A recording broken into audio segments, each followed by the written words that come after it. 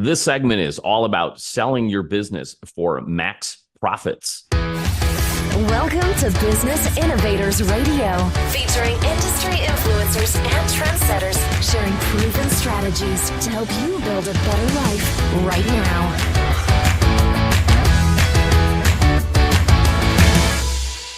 Welcome to the program. I'm Mark Imperial. This is a special series all about growing and selling your business for max profits. Joining me on this segment is our esteemed guest expert, Sergio DeCesare. He's the founder of Max Business Profits. And Sergio is also a best-selling author featured in the book Elite Business Leaders, a #1 seller on Amazon. He's also a certified profit and growth expert, a certified value builder, certified profit acceleration expert, certified business coach, and certified magnetic mind coach. And he's also a business broker in Florida. Sergio, welcome to the show. Hello, Mark. I got to tell you, you make me sound so great. I'm going to have to carry your intro around with me wherever I go. So when people ask me, we're just going to play it. It's awesome. We'll put that on a recorder so you just push the button. That's what I'm going to do. So, Sergio, we're talking about selling your business for max profit. So that leads me to the question, when should people consider selling their business, if they consider it at all? Well, all things being considered, okay, you always want to sell your business while you're making your highest amount of profits. Now, that being said, that doesn't mean that highest amount of profit is the best time to sell for your particular business. Like I said, I mentioned in the previous episode, you've got an $800,000 a year lawn care or landscape business. I don't think selling it, to someone to make a 5% net profit is the time to sell it. And we've got to do some work there. Yeah, it sounds like there's a lot of factors that are in play. And as long as you're not selling like when you're behind the 8 ball, then you can kind of take advantage of these other factors.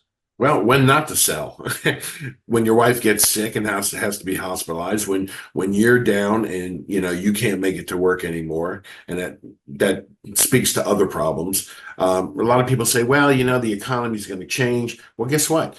The economy usually has very little to do with whether or not a business will sell for maximum profit. If you've got a good business and you're doing a great multiple in your business and you've got turnkey systems, everything is turnkey, owner doesn't have to be there, somebody will acquire you. To that point, coming out of the recent pandemic, were things surprising to you? Because people would think that would have been a terrible time to sell. And I hear that that was quite the opposite. Well, depending on what state you were in when this all went down, there were some times when things were locked down. You actually couldn't get around and go visit the businesses themselves. But it didn't really look. A lot of businesses are owned by baby boomers. We've got like 70 million baby boomers, and over the next 15 years, they've got to exit. Because if they don't do it voluntarily, the laws of nature are going to take over there, and they're going to come out either way. So a lot of wealth is tied up in that baby boomer generation. We call it a silver tsunami, and they've got to get out. So I know that with COVID, a lot of those people actually got set back a couple of years. They were on the verge of selling, but all of a sudden, revenues drop precipitously, and they have to make up now for that. So we're starting to see some of that come about. So when people begin to consider selling their businesses, what's the #1 question that's on their mind? What kind of questions do you hear when they first reach out to you? Sure. The #1 question is going to be how much, okay? And then we have a whole valuation process to go through with them. Even if you're not going to sell tomorrow, you want to get a valuation done. You need to know where you stand right now. Because like we said in previous episodes, if you're banking on selling your business for $1 million and it gets valued at 800 or 700 or 600, we've got some work to do. The #2 question is, how long will it take? Well, the #2 question is easily answered because I can tell you in this neighborhood, in Florida generally, a business takes about 9 months to sell. Okay, give or take. I've seen businesses, and there's some on the listing services they've been there a year now. Maybe they're in their 2nd year, and you're asking yourself, okay, so what's wrong with this business that it hasn't sold yet? And the #1 reason, right, most businesses are not selling is because their books are not clean. So does that lead to maybe they overvalued their business when you say the books aren't clean? That means the numbers don't make any sense? Well, more to the second point. It's not that they overvalued it. They can't prove the valuation. In other words, they want X amount, and that X amount boils down to, say, a 2.5 multiple. But when you look at their books, it's like, okay, how did you come up with that? Because you're not making that seller discretionary earnings, that net profit, to justify that multiple. And there's a lot of add backs and stuff like that. And add backs are nothing more than the business owner using the business to do personal stuff. Like sometimes he'll buy a car, the business pays for it. He's got a kid in college. He's paying the kid a salary to be in college, and he's writing it off as an employee thing. Right on. So are there a lot of myths or misconceptions around that value number? Because you hear so many different people throwing multiples around, and what's the right multiple? Yeah, well, I mean, it's all over the internet, right? Plug your numbers here and we'll tell you what it's worth. Well, none of it's true. None of it's true. They're giving you partial picture, right? They're not giving you the full. I've got a book. It's about this thick. I pay about $350 a year for it. And it basically gives me most all the industries, and it tells me exactly how they should be valuated. Okay. Some of them, it's a percentage of gross. Some of them, it's assets plus what we talked about earlier, seller discretionary earnings. And those seller discretionary earnings may have a multiple to them. So that multiple, especially if you're over $1 million, you're grossing over $1 million, that multiple will jump. It'll go from, like, say, 2 to 4 or 5.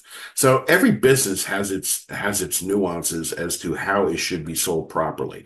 Now, one thing I'll say, the businesses that we have sold are generally clients we have worked with. So when I do the valuation and we bring it to market, we have a valuation. I can show anybody who's looking, this is how I valued the business. We've got 3 different methodologies. Here's what we know it's worth. And that's helped incredibly. Most business brokers don't do that. They go out there, they get a bunch of numbers on what's sold, they come up with a median price. They go, here's what we think you can get right now. I think that does the business owner a disservice. So besides the numbers, you've mentioned in a previous episode that a big mistake people make is the business relies on them too much. Do you find that to be like the number one reason besides the numbers that businesses are unsellable? That's a big one. Yeah, that's up there in the top 2 or 3. And like I said, having cloudy books doesn't help. But yeah, the owner being an integral part of everyday operations is a big no-no. My job when I work with the owner is to basically take him out of the mix. And, one particular instance reminds me, I sold a budget blinds franchise about 2 years ago now, and I worked with him for a couple of years. He was the business. He went to the home, he got the measurements, he plugged them in, he installed them, he delivered them, he did everything. I said, listen, there's nothing to buy here. You're selling somebody's a job within a franchise. Let's get you out. Let's get you a showroom. Let's get some delivery people. Let's get a van. Let's get a storefront. And he, God willing, thankfully, he listened to me. And 3 years later, we valued that business at 1.75, and I got exactly 1.75 for it. Fantastic. It sounds like he bought himself a anytime you're dealing with franchises, I got to tell you, they're not looking for someone who's going to build up the location and sell it. They're looking for you to be the owner operator for the rest of your life. So think about that before you get into a franchise. That's a fascinating insight. Sergio, for folks listening who resonate with this episode and would love to get your help with their business, how could they find you, connect with you, and learn more? Well, as usual, it's pretty easy to find me. You can email me at sergio@maxbusinessprofits.com, or you can call or text me at 239-580-7408. And if you get a chance, come on over to the website, maxbusinessprofits.com. Sergio, this has been terrific. I really appreciate you sharing with my audience this entire series, and I wish you continued success for you and for all of your clients. Mark, it's been an absolute pleasure, and I can't wait for us to do this again sometime. That was Sergio DeCesare. He's the founder and creator of the Max Business Profits Business Alchemy System. I'm Mark Imperial. That's all for now. and we'll see you again next time. Thanks for joining us.